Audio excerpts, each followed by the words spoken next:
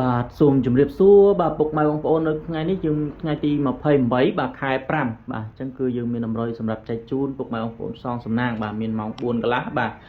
ម៉ោង4កន្លះយើងអូស8អូស30បាទហើយលេខយើងមាន3គ្រាប់ហ្នឹងបាទពុកម៉ែបងប្អូនអាចលេងគុណផងក៏បានត្រង់ក៏បានដែរបាទហើយ3លេខយើងមាន2គ្រាប់បាទគុណបាទហើយពេលយប់បាទពេលយប់គឺយើងមាន572បាទហើយ2មក36បាទយើងលេងគុណណាបាទលេខនេះវា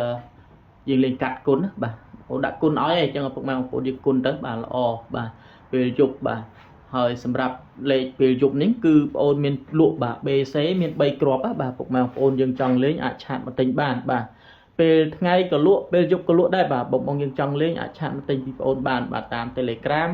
ឬក៏តាមឆាតតាម Facebook ហ្នឹងក៏បានដែរបាទអញ្ចឹងលេខទូរស័ព្ទបាទ Telegram បងប្អូន071 5204បាទអញ្ចឹងពុកម៉ែបងប្អូនកុំភ្លេចបាទ share ម្នាក់មួយបាទ